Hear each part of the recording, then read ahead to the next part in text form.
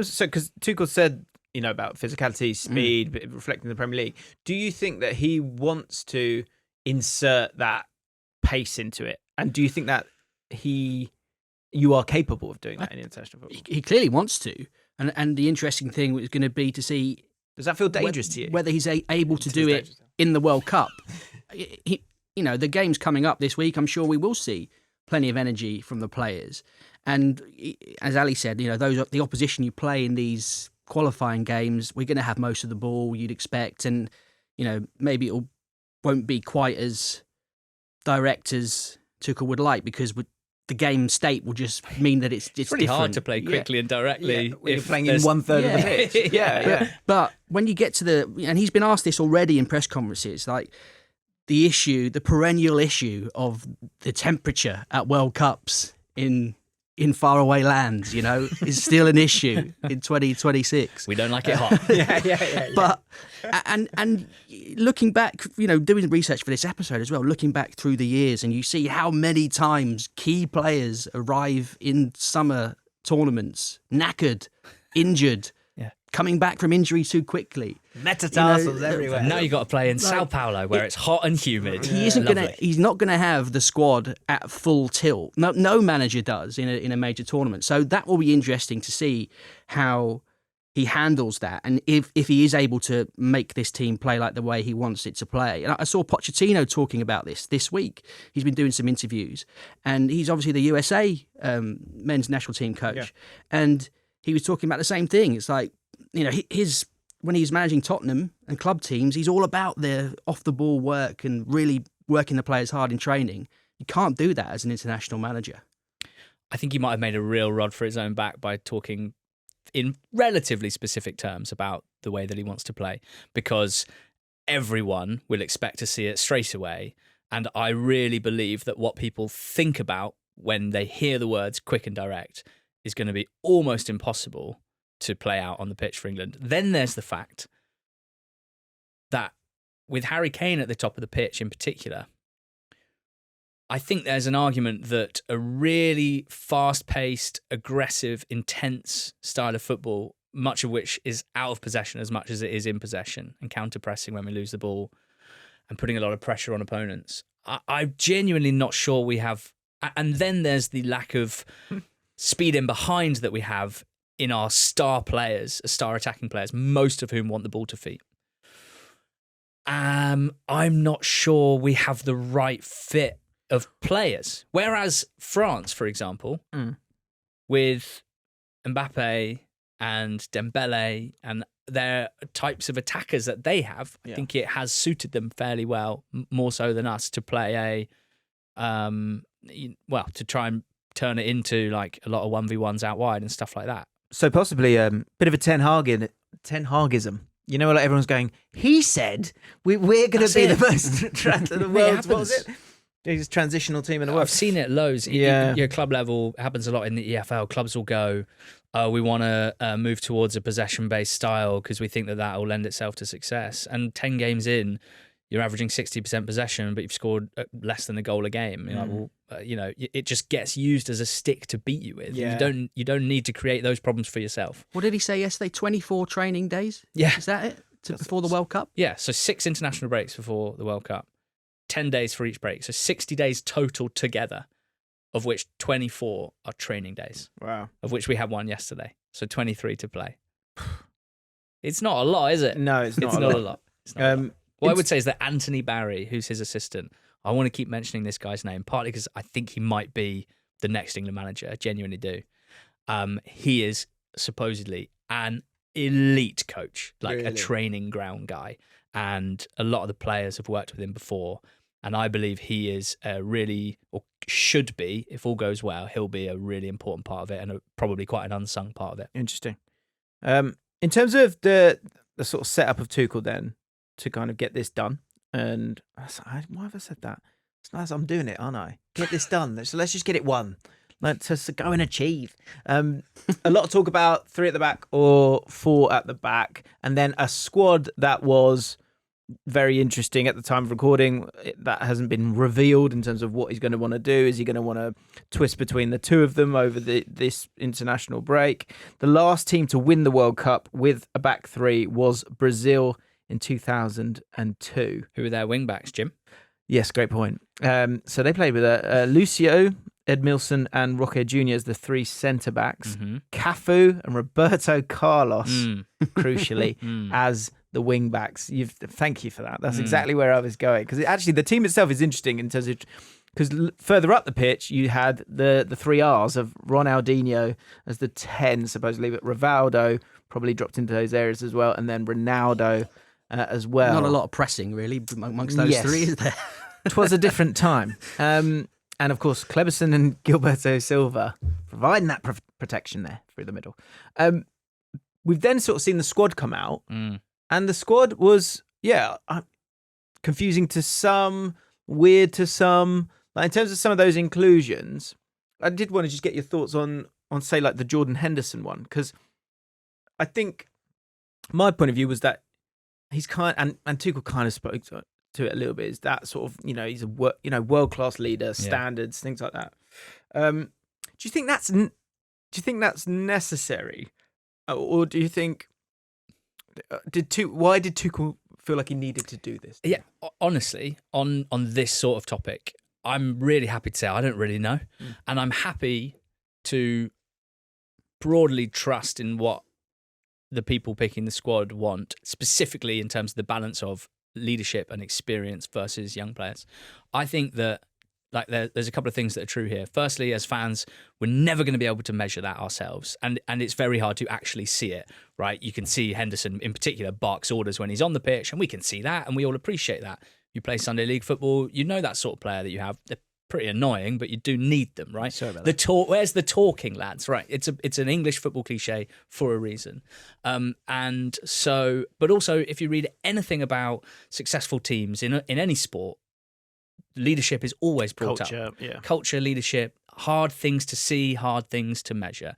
If Tuchel wants to prioritise that because he thinks it's crucial to over-index on that, or at least have a presence of that nature, then I'm happy to be like, yeah, all right, mate. And I must admit, when I first saw Henderson's name on the squad, I was infuriated and I thought this is ridiculous. He hasn't been playing at Premier League level for 18 months. He's been out of the group and now he's coming back. And I think there might be interesting to know how your Jude Bellinghams think about it. Are they a bit like, hold on?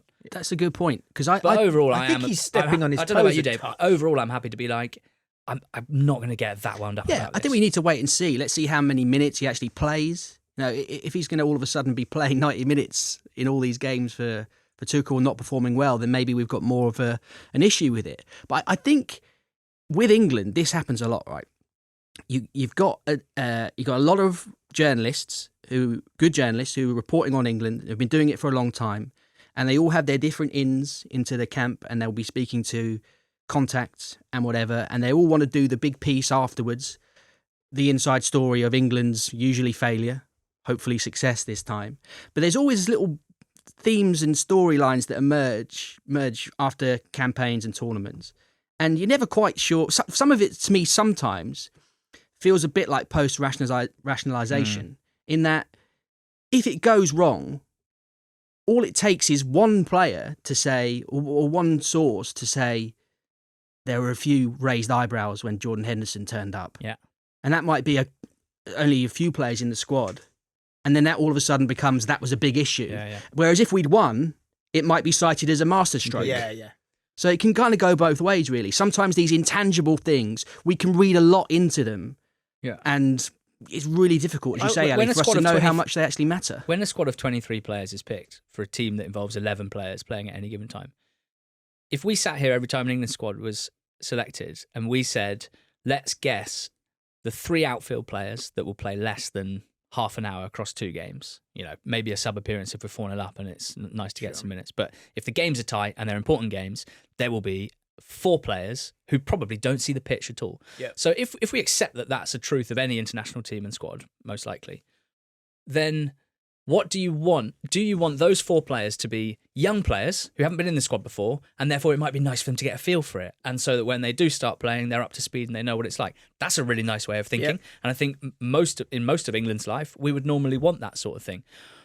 But is there also an argument that those players should be culture setters, dressing room guys? Yeah, Like Dan Connor Cody. Burn might not play a minute, Yeah. and he has been called up partly because he's an unbelievable bloke, and clearly, even if he's never played for England before, is probably going to be a positive presence in the dressing room and add a lot to some of the young players who haven't had a 12, 13-year professional career and know what it takes to set the standards day in, day out. So, look, I'm someone who generally would rather see young players and see the future and that progression and that development.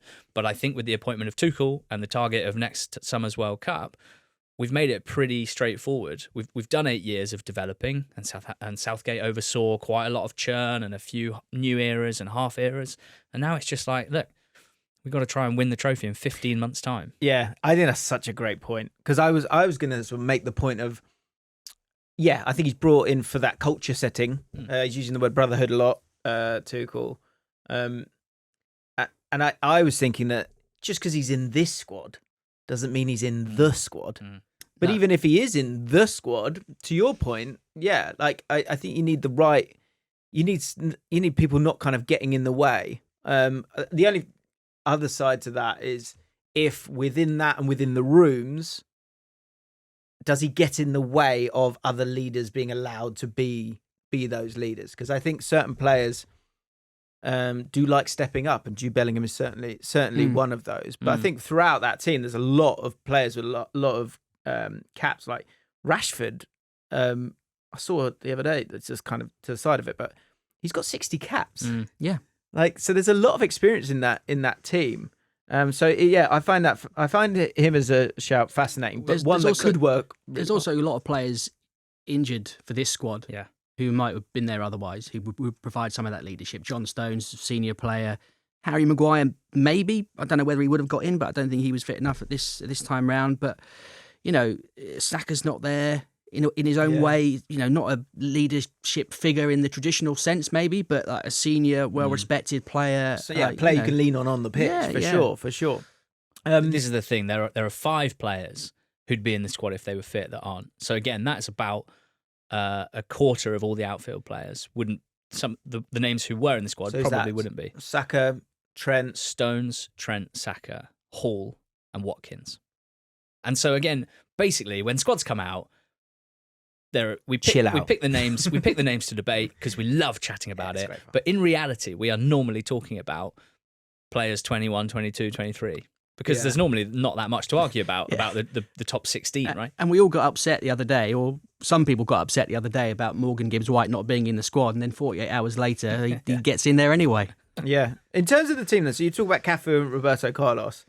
Do we have that ready to go? Like, where does your gut go when it comes to a back 3 or a back 4? I'll be astounded if he sets his team up with a back 3 as the way he wants to play.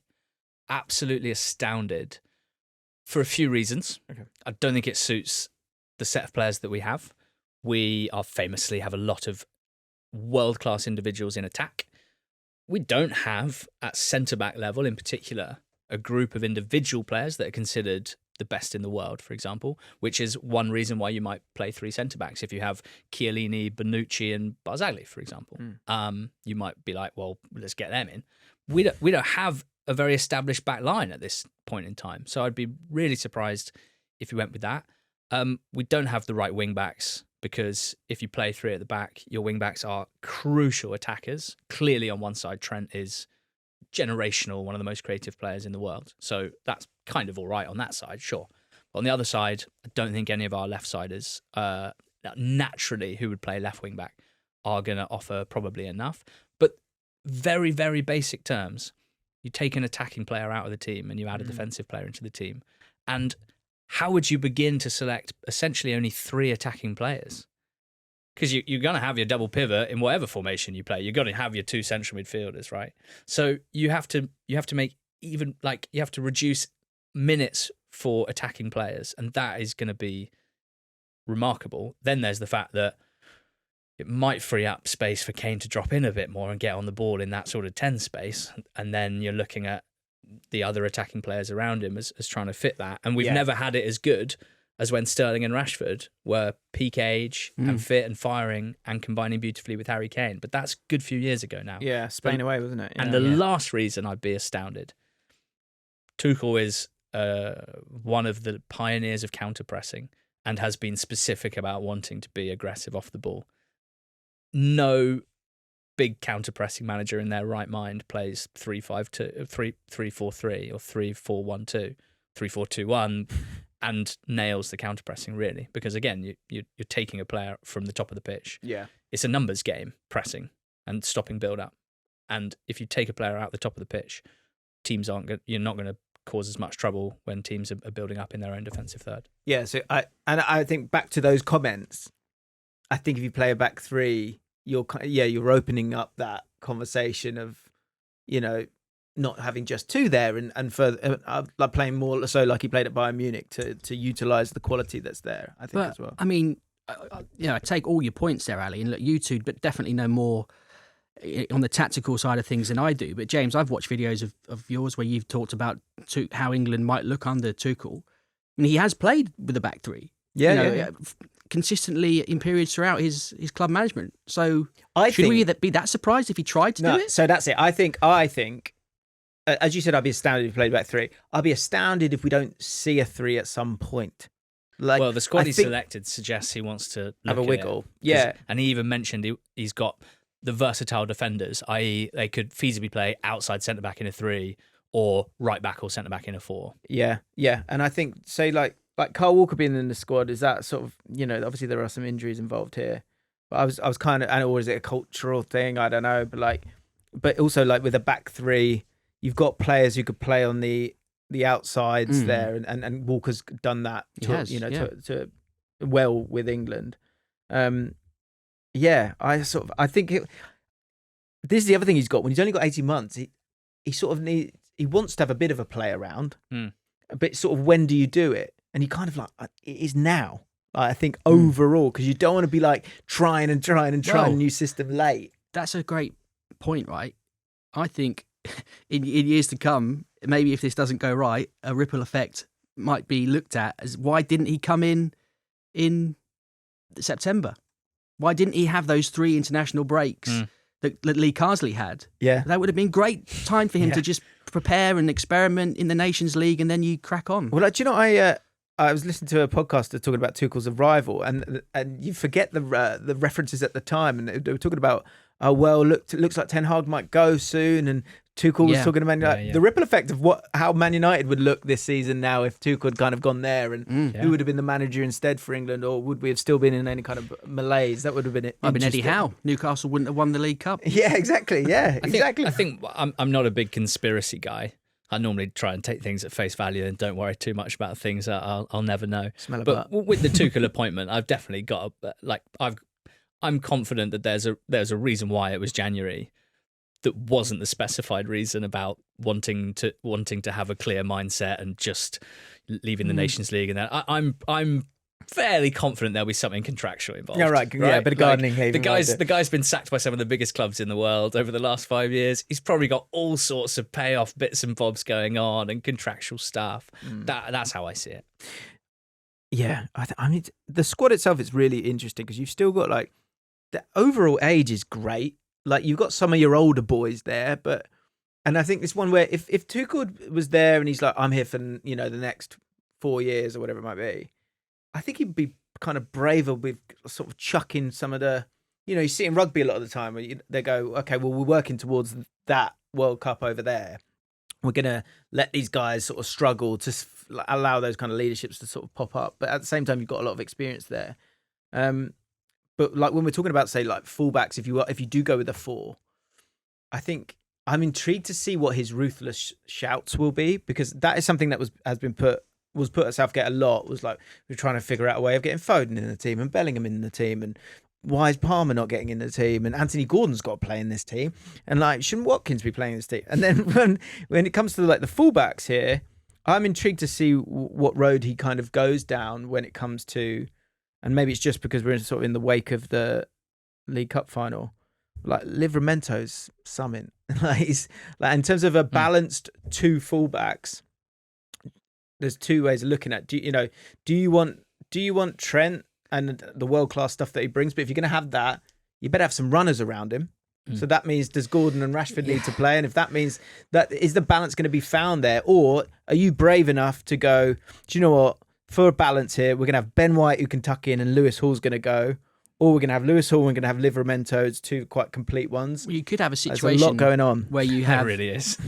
Let's get into Trent in a minute. It feels like he's going to forever be, a talking point with England, right? But you could have a situation where you have Lewis Hall and Anthony Gordon on the left, and you have Ben White and Bukayo Saka on the right. Two partnerships at club level that works well. Then now that doesn't mean that necessarily they're going to fit into that team and it's all going to work. That's not how football works. But it would be appealing, wouldn't it? Well, Livramento and Harvey Barnes started together on the left for Newcastle in the cup final. They looked brilliant. They looked very good. Livramento shut down Salah better than anyone's done for certainly all season and arguably ever. But no, mate, it's a massive discussion point because you do need balance, and we saw in the Euros when you had a right footer at left back in Trippier who had no impact in the final third and basically was limited from doing the one thing he's quite good at in the final third, which is crossing. And we played Foden out on the left, and that didn't suit him either, because if you want someone that tucks in, you have to have someone stretching the play across the front line to create space in the middle, and Foden wasn't naturally doing that. That's why I'm pro Gordon for England generally,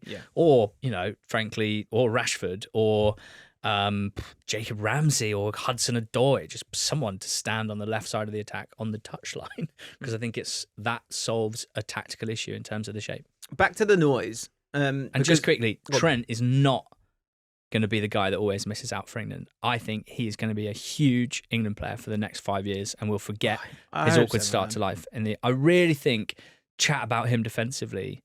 Well, I haven't seen that much, to be honest, this season, apart from when Doku dribbled past him 25 times and did nothing with it at the byline. I haven't seen it be a massive issue. He's the right back for the best team in the country at the moment who are walking the league, and he is one of the best ever players we've ever produced, technically, on the ball, creatively. And creativeness comes from wide in the modern game. De Bruyne gets most of his assists from the right-hand channel, not from the number 10 role where we all think of Riquelme and that a lot back in the day. So, for me, it starts with him as England's right back, personally, and I think you work the rest out then. I think back to the noise. The thing for me is that I'm intrigued by one thing I think Tuchel might have is that and I thought Southgate did very, very well at sort of just getting on with going. And I remember listening to him do a speech. He was at this sort of like awards dinner, and it was his sort of like Rudyard Kipling, like I'm gonna like Bassett. Sorry, like we're gonna play 4-4. Like he was going. Easy to confuse the two. Like people are gonna be pissed off whatever I do. It's true. So I'm gonna do what I think is right, and then I can walk away and live with that. And I think I'm intrigued to see if Tuchel gets kind of spun into the web of look at all this talent and he plays for a big team and he plays he shouldn't fall for that. If you want to do what is the phrase, square pegs in square holes, it might look a bit weird in terms of the names on paper. A horse by committee is a camel. Sure. Do you know what I mean? Like, if you pick the star players, no tactical system, it looks particularly coherent. If you pick a tactical system that suits broadly the team and the way you want to play, and then you fit the round pegs in the round holes, I think is likely to, the team will be better. But that doesn't mean, but that will just create so much noise because to that you'd point, basically, what are we talking about here? You'd have to choose between one of Foden and Palmer, probably almost never playing. Yeah, and those are massive. Well, names. certainly not starting. Well, that's fine. You've got why can't we get our heads around this? Still, we've had decades of this, multiple decades of this player's got to play, this player's got to play, and again, it's part of the fabric of being an England fan because a lot of people bring their club allegiances to the table. This is what the England pod is trying to achieve, by the way. Change the conversation. City fans want Foden in there. Chelsea fans want Palmer in there. Arsenal fans want Saka in there. And all that. Who gives a shit? And it's all good. Whichever one plays, as long as they're playing in the right system that suits them, it's going to be good for England. Well, that was my next question was this. Was do you think that with everything that we've kind of had to discuss over the last 4 years with Southgate fitting this guy and that guy in, do you think that the sort of England fan base overall is more accepting to the idea of the Giroudification of this England team, where you have to go, I'm sorry, Phil or Cole or whoever it might be, that person doesn't start for the great. Do you think people are a bit more receptive to that? Because I actually Having kind watched of the hope, Euros, they should be. I kind of Because hope Foden didn't play well in the Euros. No, but I think what's easier because now he was is played out of position. Yeah, but I think what's helpful now is Foden has not had a great season, and so that makes life a little bit easier for now. Whereas but he was what like player of the season. What if they all start Yeah. catching fire? And I do want to see. I want to take advantage of those sort of fresh, not contaminated eyes of Tuchel to go, no, this works. Yeah. And him make those brave calls, but someone's going to get pissed off. Yeah, well, exactly. You're never going to please everyone, and ultimately, you please most people by winning games, and all the complaints will dissipate after that. But one thing which I think happens a lot, and I think we want to try. One of the reasons for the England pod existing is to try and combat this in particular, is that you get a situation where, like going into the Euros last year, Cole Palmer has an incredible breakthrough season. And you get all the pundits going, you know what? I mean, I know Saka's really good, but you've just got to get Cole Palmer in there. I think you've just got to get him in there. Well. And fine, Cole Palmer's been playing brilliantly all season. And when he came on in the Euros, he contributed, got an assist in the semi-final, scored a goal in the final. Great. That's great as an impact player off the bench. Bukayo Saka went into that tournament as England's best player in the qualifying campaign, scored loads of goals, was consistently excellent, and in the 2022 World Cup, in the big quarterfinal against France, won us a penalty, played really well in that game, come up trumps in the quarterfinal against Switzerland, scores the goal, gets us back into the game, banishes his penalty demons, scores his penalty in the shootout. He's never, ever let England down. But because someone else is playing better than him, perceived to be playing better than him at the time, and is the sort of new sexy thing, like, we can get rid of Saka. People don't pay attention to those sometimes boring matches in the qualifying campaign, but that's important for building a coherent team. And the best England players at any given time are rarely the best Premier League players who are English at any given time. Well, they can be, but I want to flag up Harry Maguire, who for best part of half a decade was one of England's most consistent performers in a really good England team, at the same time where sometimes week to week he was being memed for his performances for a Manchester United team that were putting him in the most disastrous defensive situations I've ever seen. But Southgate wasn't. Southgate was asking him to defend his own box, and he did that better than anyone else we had. Pickford is England's number one, and now everyone agrees. He's never let us down. He's been really good. Yeah. For many years, people were like, really, Pickford? Isn't he a bit hot-headed? Like, is he good enough? It didn't really matter necessarily what he was doing in the Premier League because he performed well consistently for England, and that should be discussed way more than it is.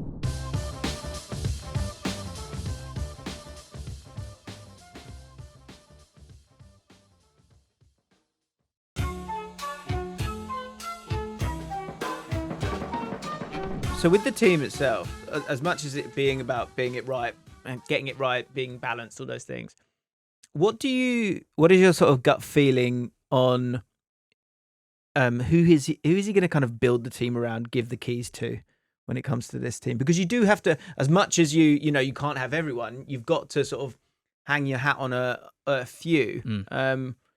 Obviously, worked with Harry Kane before. Jude Bellingham is obviously a key part of it all. I think it's Bellingham.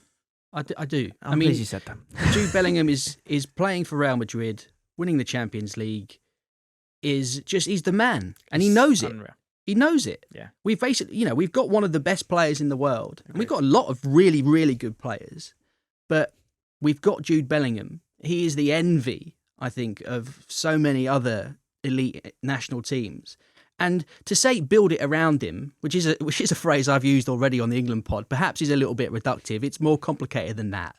But I do think that if we're going to win the World Cup, you imagine that Jude Bellingham is going to be absolutely central to us doing it.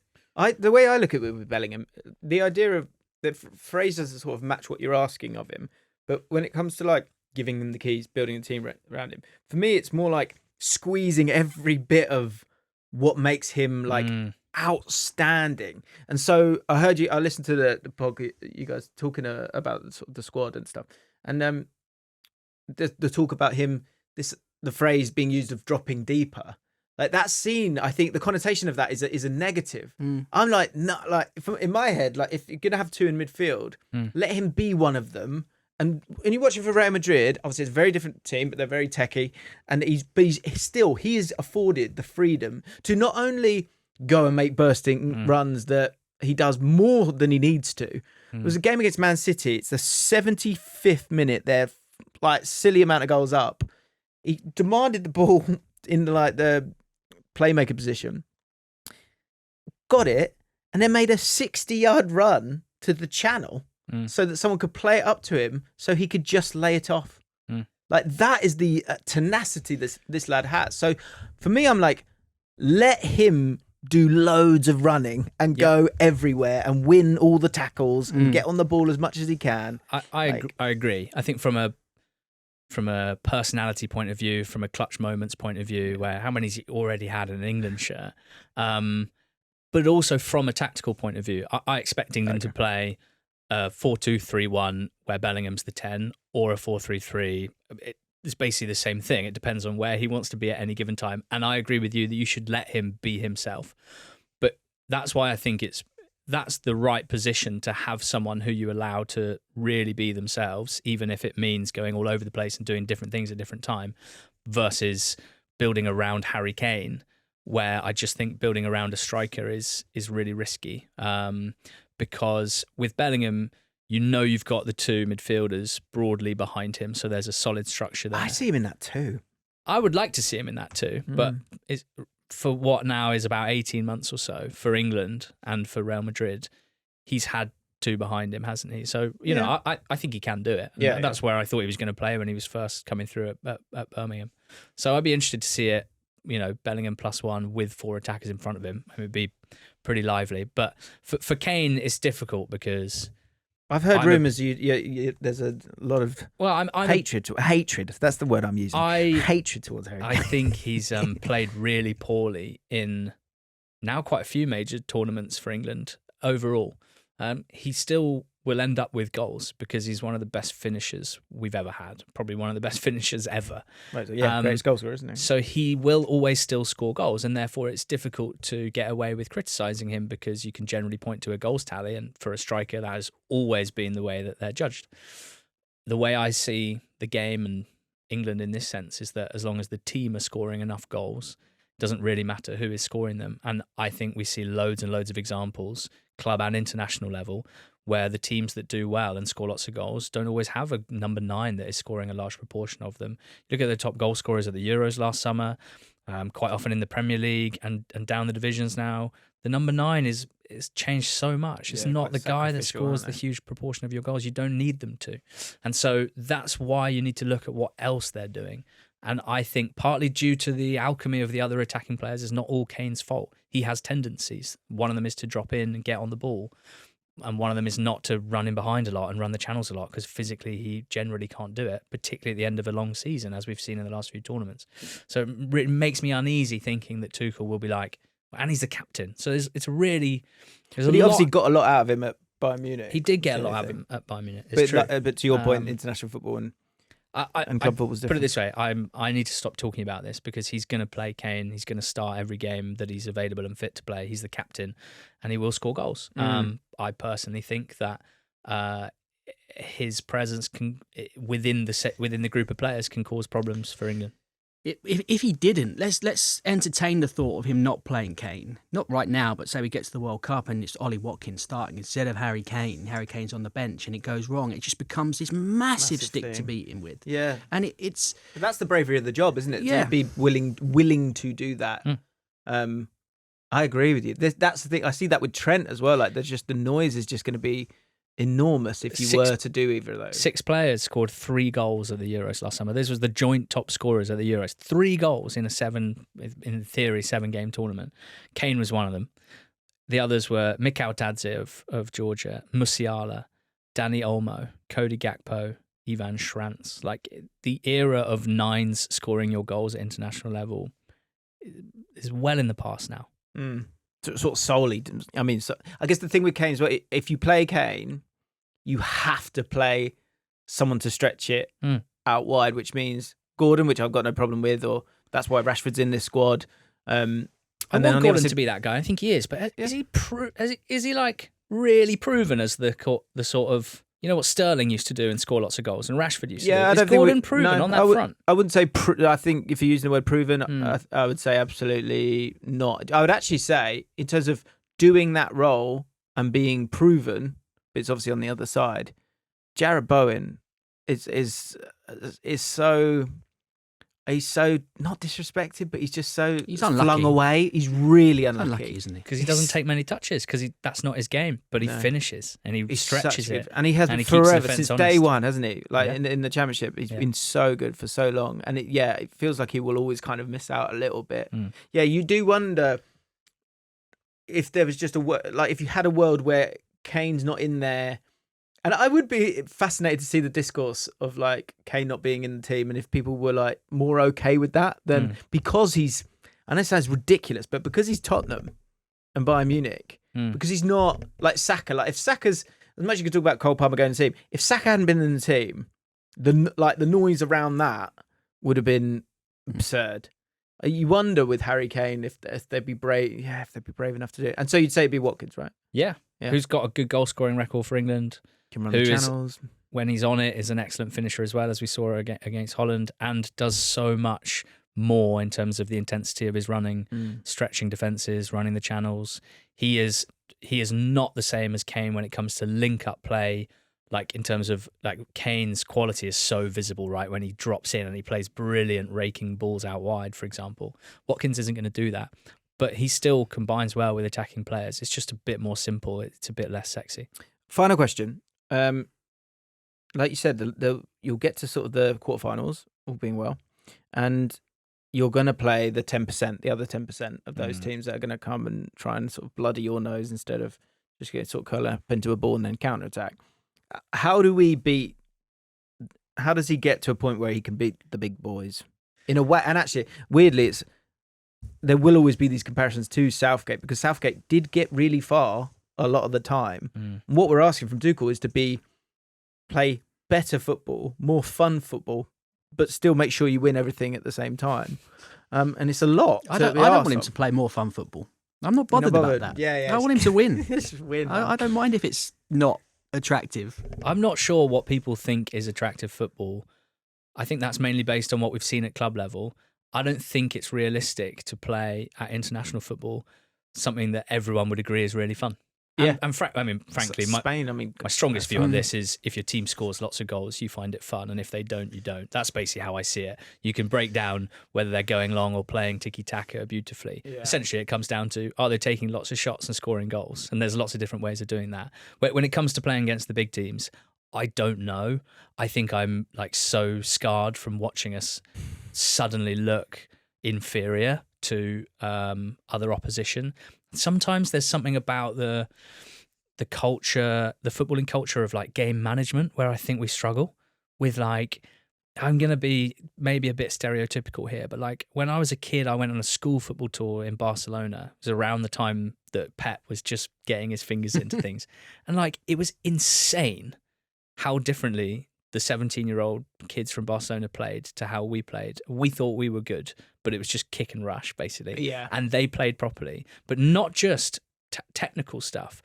They won free kicks off us. They wound us up. We lost our heads.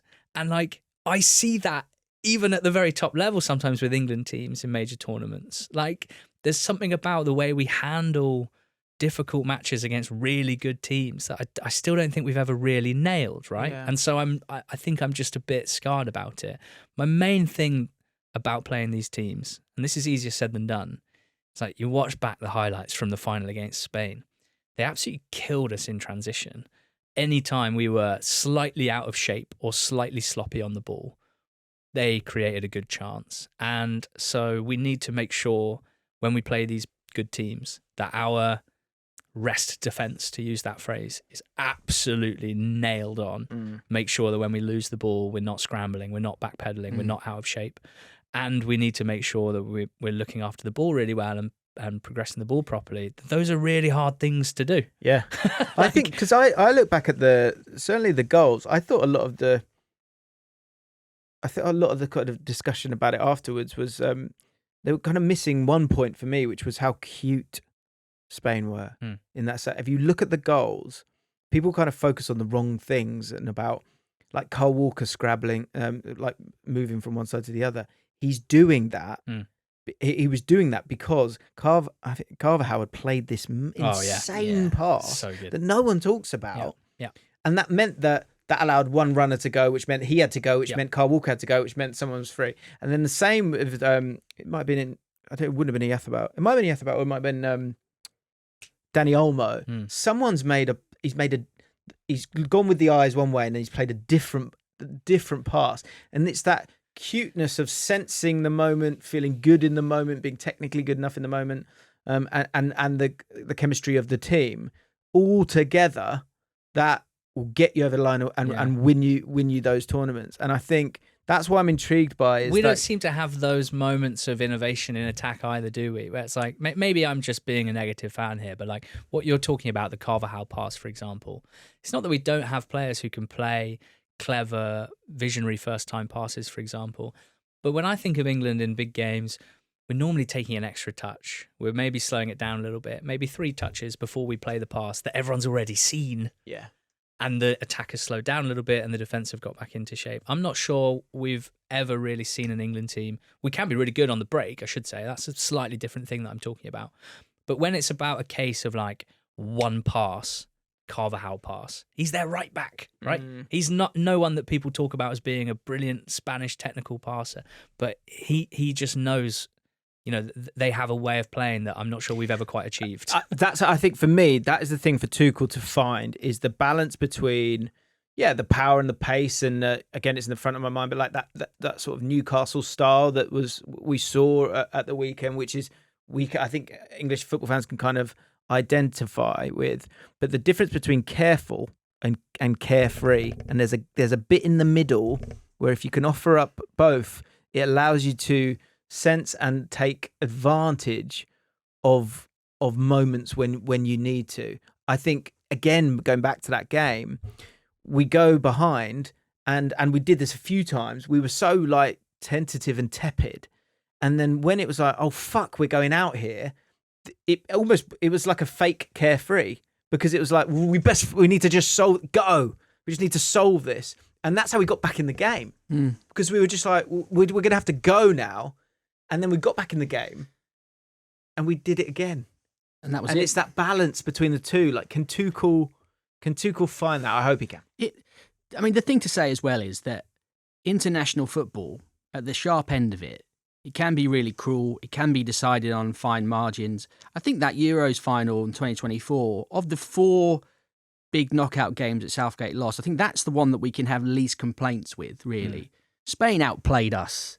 They deserved to win that match. Pickford had to make a lot of saves in that game. If you go to the 2018 semi-final, was disappointing, but it was like a new team. It was an unexpected journey. Perhaps it kind of felt like it was slipping away from us and we couldn't really do anything about it. But we had some moments in that first half after we'd scored where we could have gone 2-0 up. We had that chance, the famous chance where Kane could have squared it to Sterling and all that. But there was kind of like, well, that's a good achievement. We go again. Like the big disappointment was obviously the final in 2021 against Italy, scoring so early and then just not doing enough for the rest of the time. I think that's kind of to my point a bit of like early goal in 2018. We'll never really know what that half would have been like because we scored so early. With that game, again, we sort of like that goal's beautiful. Like, and that's a sweeping move that we did because we were in the right mindset of going and winning it. And then we went, right, let's not lose this now, which I'm always a bit more of an apologist. So like, I appreciate that feeling. I remember saying at half time to my dad, I went, all we've got to do is not concede this half and we're champions of Europe. And so, yeah, it's that kind of going for the kill thing, and getting the balance right with that is really, really important. And then, to your point, the game management, like accepting game state and living in those spaces in the right way as well. Weirdly, I think the quarterfinal against France in the 2022 World Cup was probably the best performance of those 4 big games. Yeah, I agree. We had France on the rack, and we get that second penalty, won by Mason Mount, as weird as that seems to remember now as well. Harry Kane misses the penalty, which would have made it 2-2. We would have been in, all the momentum, all the ascendancy. We may not have gone on to win it, but it felt like we had the upper hand in that game, and we were playing really well. We went toe to toe with, Southgate's kind of idols, at that level, and we nearly had them. And then we crashed out, and it was a real shame. But look, I think the big challenge for Tuchel is to just be better in those big games. That's what he's here for. Yeah. It might not happen because things can just go against you, but hopefully, if we get to the latter stages of that World Cup, you have to trust in a man with his record in knockout football that he shows up and gets us ready to really put on a proper performance. And it's a tactical thing. And we've appointed him because of, for example, the Champions League final when Chelsea beat Man City, what he did to win that game for Chelsea. But let's not overplay it. It is as much a question of mentality and game management. And he needs to make sure that, and that is an area where the squad needs to improve, as well as playing better attacking football, as well as being a bit better in build-up and a bit less stale. Like, this is not just, to go back to what you said at the start, this isn't a case of like, add a sprinkle of tactical stardust on top of the lovely Southgate culture and defensive structure and we'll be fine. Yeah. That would be great, but there's more to it than that. And as we have said already, there's not a huge amount of time, and this isn't a hugely settled squad right now. So it's a massive challenge. Yeah. And regardless of all of that, we will likely be, as we were for the Euros, the favourites or maybe the second favourites for the World Cup. And dealing with that expectation adds a whole nother layer as well. Mm-hmm. Yeah, I think he's a great manager. It's great to have him involved. I think what I like about him is that I think Southgate, his sort of his niceness, for want of a better word, I think it allowed the group to be given and sort of own an element of responsibility. I think with Tuchel, I mean, to talk about the possibility for a bit of a sprinkling, one concern would be is that we go back, we go and got Sven, we went and got Capello, winners like Mourinho at Spurs, Conte at Spurs. There's no guarantees there at all. For sure. I think the difference with Tuchel, I hope, is that I think he is right in the middle of his career, like of being hungry, of wanting to go and win. But at the same time, I think that group of players, as much as they really love Southgate, I think it'll be a different kind of respect with just a touch more intimidation, and I think that could be useful. There's an edge to him. Agree. Yeah. There's two things. There's a bit of a twinkle in his eye. He is a charming guy, and he's clearly he knows how to lead a dressing room and how to inspire players.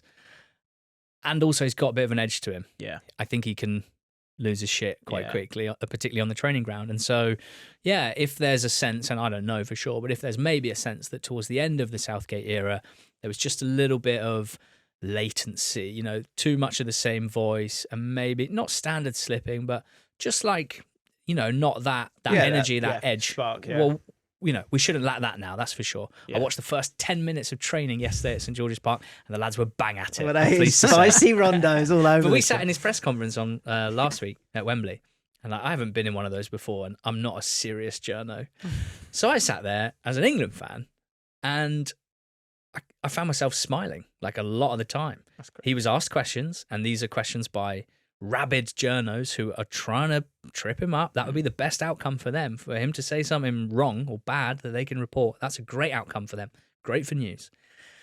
And I thought he dealt with all the questions brilliantly. Of course, he had a lot. He would have known what they were going to ask. He'd have prepared his answers. He's done that pretty well so far. But there's just something about the little half smile on his face. He doesn't mind a bit of jousting. He's not scared of it at the moment. And I like that. It gave me a little boost, I reckon. And I wonder if the players might get that too. Okay. Time will tell. But every step of the way, the England pod will be there for you. Yes. For all the discussion. If you've enjoyed this, you will enjoy that. And it'll be even better because I won't be on it. So go and support the guys, follow the podcast, listen to it, enjoy it. Thank you, boys.